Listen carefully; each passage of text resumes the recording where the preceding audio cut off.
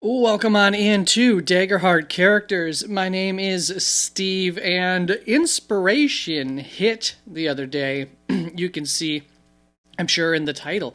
I think I'll stick with this being the Mimic domain. There are other names that we could go with that would portray a similar identity.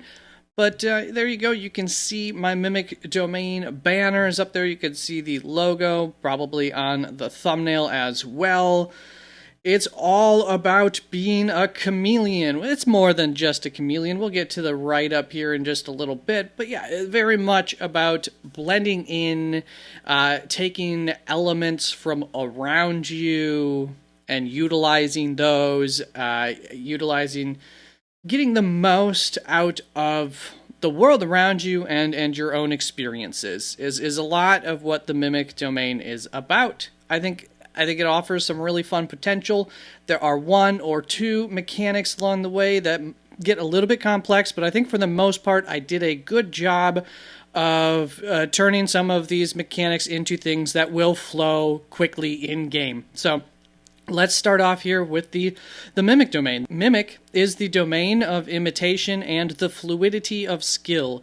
Its wielders are both chameleon and leech, using their surroundings and their power of observation to blend into the world around them.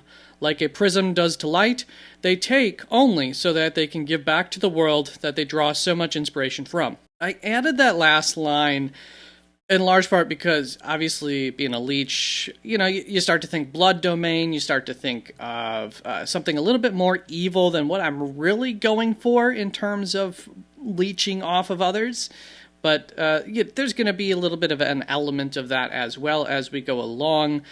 So let's get on to the first three first-level domain cards. Each of them has a 0 stress recall cost, just to get that out of the way. The first card we see here is Imitate Person. You can disguise yourself, your voice, or your handwriting to impersonate that of another individual until the end of the scene. Effectiveness is based on your familiarity with the subject. If you are semi/vaguely familiar with them, mark a stress to roll an additional d4 on presence checks made to deceive. If you are very familiar with them, mark a stress to roll with advantage on presence checks made to deceive.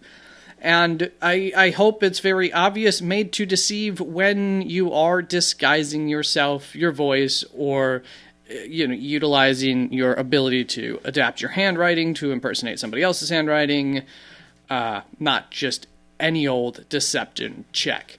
That's going to bring us on to the second first-level domain card in Environmental Blend. Spend a hope to blend into your local environment. You become cloaked. While cloaked, you remain unseen if you are stationary when an adversary moves to where they would normally see you. After you make an attack or end a move within line of sight of an adversary, you are no longer cloaked. This is just the cloak mechanic. It exists in the game. It's a very roguish thing. Imitate Person, that's along the roguish element too. We're starting off with a few, and there's going to be, some roguish feel to this character as well. Let's move on to Weapon Proficiency, the last first-level domain card. Use a different character trait for an equipped weapon rather than the trait the weapon calls for. Additionally, you gain a +1 bonus to damage rolls. If you are using the weapon's native trait, gain a +2 bonus to damage rolls. So, if you happen to have a weapon that also matches your highest trait that you've invested in, well, then you get that +2 bonus to damage rolls because it is the weapon's natural trait. And then, you wouldn't otherwise be getting anything from this at that point in time. Outside of, I guess, you wouldn't get anything beneficial from it outside of that +1 bonus to your damage rolls. That will bring us on to the second level domain cards, the first of which is Crafty, 0 stress recall cost. Gain a permanent +1 bonus to one of your experiences, then place this card in your vault permanently. And so you will see this is one of two cards that you will see a repetitive pattern. There will be more similar cards later on throughout this throughout this domain's domain cards. The other second level domain card is Leech with a 1 stress recall cost. Make a spellcast roll against a target within close range. On a success, the target takes a d6 +1 magic damage using your proficiency. If one or more damage dice land on a 6, clear a hit point or a stress. So especially for a second level domain card, this is on the low end of damage, but it does come with the ability to clear a hit point or a stress pretty, onboarded pretty early on. And this is something where as your proficiency grows, it's going to happen kind of regularly later on game. So that's why, that's how it works out. Hopefully nice and balanced there. That's going to bring us on to the first third level domain card in Borrower. This is one of the other set of cards where you will see multiple of these that get stronger as we go along. After a rest, you may choose a domain card of third level or lower that one of your allies has in their vault or in their loadout and learn it. You are able to use that card as if it was your own ability until your next rest. If the ability has limited usage of once per short or long rest, place this card in your vault after using the ability. You may place it back in your loadout once you've taken the respective short or long rest. That is really only in here to stress the fact that although additionally you may pay the recall cost of this card to learn a different domain card's ability at any time, primarily you cannot just, use a once per long rest ability. The card goes into your vault, you pay the recall cost and change it to a different ability. No, it's in your loadout until you've taken that short or long rest that you had to take. So that's just kind of a fail-safe to make sure that somebody doesn't try to cheese this card. The language is in there to protect the integrity of this card and not let it get cheesed. That's going to bring us on to the other third level domain card in Adaptable 2 stress recall cost. After a rest or when you place this card into your loadout, choose a trait and gain a +1 bonus to that trait until your next rest. So I'm going to say both Adaptable, Borrower. Borrow, you only know that ability to your next rest. The idea would be you're not constantly changing that. Maybe there's, 2 or 3 cards from your allies that you're very familiar with that you might change around with depending on what kind of day you think you have ahead. But, the idea is not that you're constantly changing it. It just allows you to change it at a rest or if you want to change it at any point to cost 2 stress. But the same kind of goes here for Adaptable. Once again, you are adaptable, so you can change which trait that you have. But obviously, I think most people, for the most part, they'll probably put that bonus to the same trait, 75% of the time.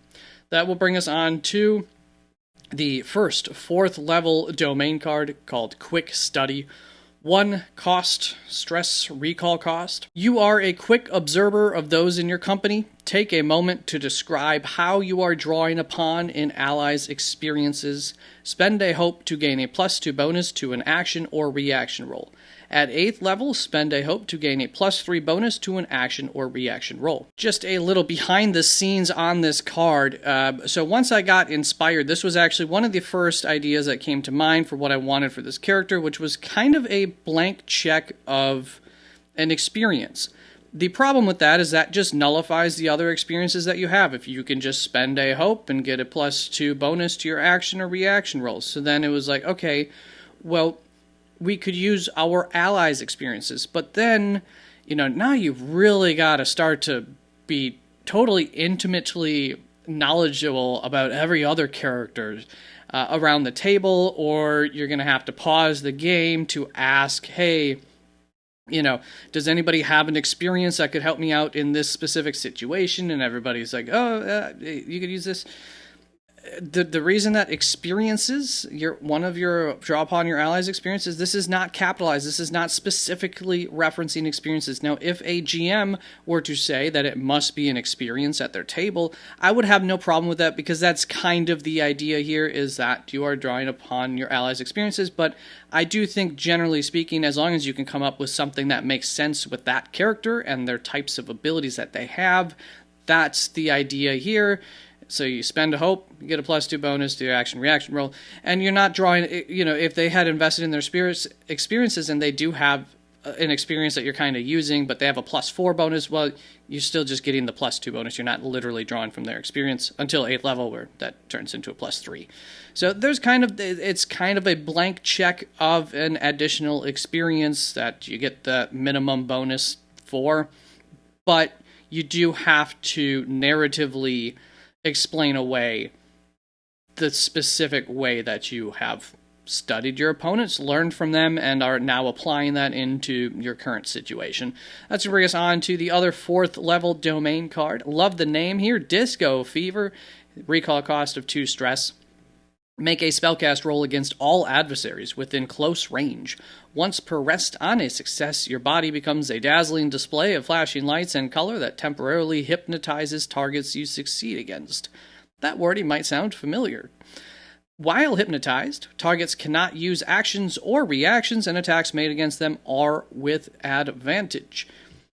There's a potential that this is too strong, but it's taking a 3rd level card, making it a little bit stronger, and also increasing the recall cost on it.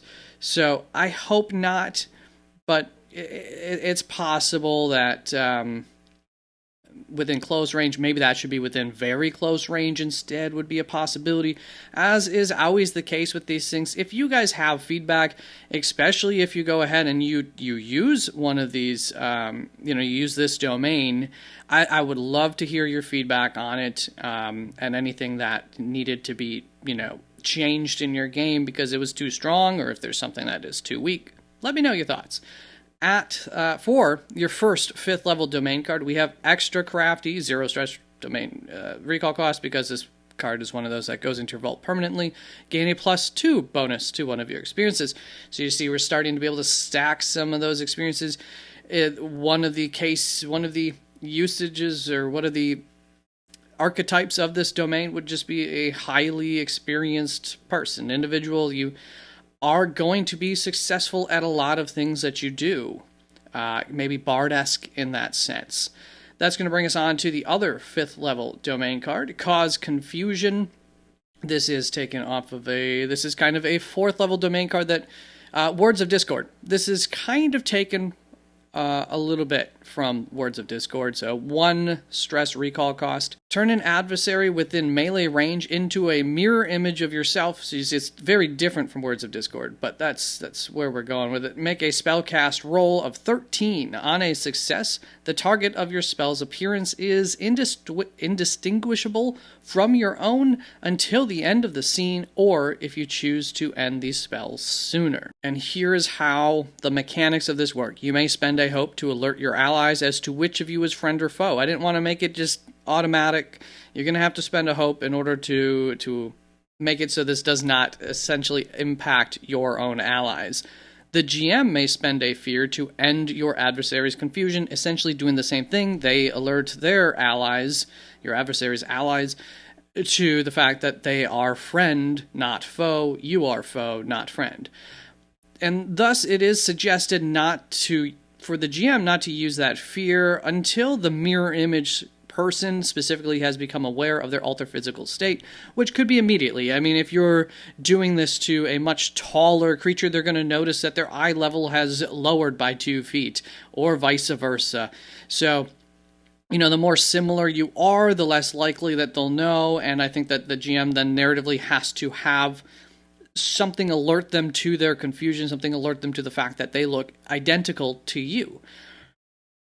Finally, as long as yourself and your mirror image are within range of an adversary's or an ally's attack, those who are not alerted to your status of friend or foe must flip a coin, assuming the assumption here is that they're attacking you or the adversary, that your mirror image.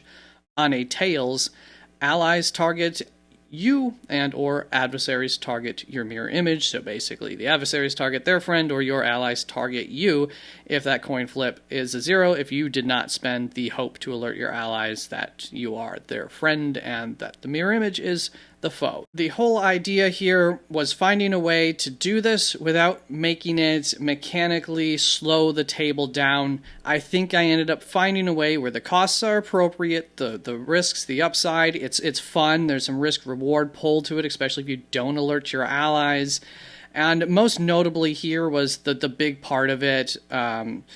It's like, okay, how do you determine if if your allies, your enemies, which one of you to attack? So there's some free range for narrative play if you and that adversary end up on different ends of the fight. But as long as you are still close to each other, which would be the idea, I think, of you using this, is you want to probably stay close there to sow confusion amongst the enemy, is that I just thought this was a good mechanical way to work around any kind of issues in terms of slowing down the game. So I think I found a good way to do this, hopefully. Took a little bit of thought. That's going to bring us on to the first of the 6th level domain cards. We've got Borrower 2, 3 stress recall cost. After a rest, you may choose a domain card of 6th level or lower that one of your allies has in their vault or in their loadout, and you learn it. You are able to use that card as if it was one of your own ability until your next rest, if it was your own ability until your next rest. If the ability has limited usage of a short or long rest, then this card goes into your vault until you've taken that short or long rest. However, as long as that's not the instance, you can change this out to a different card without waiting for a rest by paying that cost of 3 stress. So we're getting more expensive, but of course the abilities that you're going to be able to learn, utilize, is much stronger as well. That'll bring us on to the other 6th level domain card. I Can Do That. 2 stress recall cost. When an attack from a creature causes you to mark one or more hit points, you can make a reaction roll using your spellcast trait against the creature. On a success, the creature marks the same number of hit points as you did. If you deal 2 or more hit points of damage to the creature, you can't use this spell again until you finish a rest. So this is very similar to a blood domain card, but it is, that's I believe a 5th level domain card. This is 6th level, so it's slightly improved in the fact that it's not strictly a once per rest usage. If you are just ticking 1 hit point away from the other creature, you're going to get to use it again, which also brings some decision making that you'll have to make as in play. Maybe you want, it's the boss battle, it's going to be a long fight. You want to use it a couple times, but are you actually only going to get hit by a minor hit more times? That's something that you'll have to figure out based on the fight and based on your build. So yeah, I just think this offers a little bit of upside in that factor. Plus, you just get that free usage when you are hit by minor hits of it. That'll bring us on to the first 7th level domain card, Mimic Touched. 2 stress recall cost. When 4 more of the domain cards in your loadout are from the Mimic domain, gain the following benefits. When you use an experience, place a token on this card. The next time you roll your dice, gain advantage on that roll. I should have said spend that token. There we go. Spend the token and gain advantage on that roll. No decision making. It's just your next roll. It's just leftover skill. I don't know, but I thought that was a nice little ability to add. And then once per rest, you can mark any number of stress or hit points and clear an equal number of stress or hit points, so a 1-for-1 swap of stress and hit points once per rest. Should this be once per long rest? I don't know. Let me know if you think so, but there's a 5th level, there's an 8th level domain card that they do similar things. I think this is about appropriate power. That'll bring us on to the other 7th level domain card, Mirror Instinct, 0 stress cost card. A lot of these cards aren't necessarily improving your offense or your defense directly. Here we're going to get one that can help to improve your defense and your effectiveness. Offensively, once per rest, you may mark a stress to copy the fighting stance of an adversary within very close range. Until the end of the scene, you gain a +2 bonus to your evasion against all attack rolls made by the target, and you gain a +1 bonus to attack rolls made against that target. So it's just kind of like you're marking that enemy. That's going to bring us on to the first 8th level domain card. Now we're going to get into some really fun stuff. Inanimate object, 1 stress recall cost. Make a spellcast roll of 15. On a success, transform into an inanimate object no more or less than twice/half your normal size. If a creature moves within very close range of yourself while you're transformed, you may mark a stress to make a reaction roll using your spellcast trait against the creature. On a success, the creature is pulled into melee range and restrain. So it's going to cost stress to do this if you're not just using this to blend into some environment, and it's a tactic that you are using to maybe open up a fight or something like that, set a trap. That's, some additional usage, and here's how it's going to work once you have pulled them into melee range and restrained them. Targets attacks against you are going to be made at disadvantage. You've got them in a precarious position. You're grappling them. It's going to be hard for them to really get a good clean hit on you. When the target misses you with an attack roll, you may mark a stress to force them to mark a hit point. This is very much, this is like a mimic, right? This is literally what the mimic, this is kind of pulling from what a mimic does in D&D. So, I don't know, you got your big old tongue out there that's grappling them out of you transformed into a treasure chest, and then you're grappling them, and when they miss you, you're going to be able to just kind of drain some of that life force from them, squeeze them a little bit harder to tell them that's a bad idea, marks a hit point. If the target succeeds on an attack roll against you, you are going to take 1 hit point of damage. It doesn't matter if I don't care what kind of success they had, how many hit points it's supposed to do. It's just going to poof you out of your transformation. Your transformation is going to end. You take that hit point, and the target is no longer going to be restrained. Additionally, while transformed, you may not use your weapon or your weapons. Your attack rolls do not receive a trait bonus. You're just flat attack rolls. And they deal d4 plus 7 physical damage using your proficiency. That is roughly what a tier 3, 4 shield weapon would be doing. Tier 8, 9, 10. Yeah, tier 4, that should be equal to like a tier 4 shield of damage there. And yeah, you're not... If they're hard to hit, it's still going to be a little bit hard to hit them, despite the fact that you're grappling them. And you're not doing the most damage. This isn't meant to sit there and deal the most damage, but this is helping to because we are able to mark a stress to force them to mark a hit point anytime that they miss us. That's kind of why part of why I nerfed the amount of damage that you'll be able to deal back to them. So it's just, you're just hacking away at them, holding them, keeping them out of the fight, whatever the case may be. That's the idea here. That's going to bring us on to the other 8th level domain card, Skill Share. This is a bone domain card. That's a 4th level card, and this is jacked up to be an 8th level card. When you help an ally, add 1 of your experiences to their roll alongside your advantage die. Just works. And when making a tag team roll, you and 1 ally can roll a d20 as your hope die. So make it all the more, all the higher chance of succeeding because of your vast array of skills. You're just able to help them along too as they're helping you on that tag team roll. That's going to bring us on to the first 9th level domain card. We're going to see both Borrower and Expert of Craft. So we've seen these types of domain cards, 2 of them prior each at 9th level. We're going to kind of finish that mastery in one of these areas. First of all, Borrower, 4 stress recall cost. Now, after a rest, you may choose a domain card of 9th level or lower that one of your allies has in their vault or in their loadout. You can learn it, you can use it as if it were your own. Short or long rest, it's going to go into your vault. You cannot, in that instance, just go and change it out. But if at any point you would like to change whatever ability that you have, you can pay this 4 stress to do that instead of having to wait until your next rest. That will bring us on to the other 9th level domain card, Expert of Craft, just like the others, but slightly better. Now you're going to be able to gain a +3 bonus to one of your experiences, and then you're going to place it into your vault permanently. So up to +6 to your experiences if you were to take all of the craft spells, and up to 3 differing levels, tiers of abilities if you were to invest in your ability to borrow.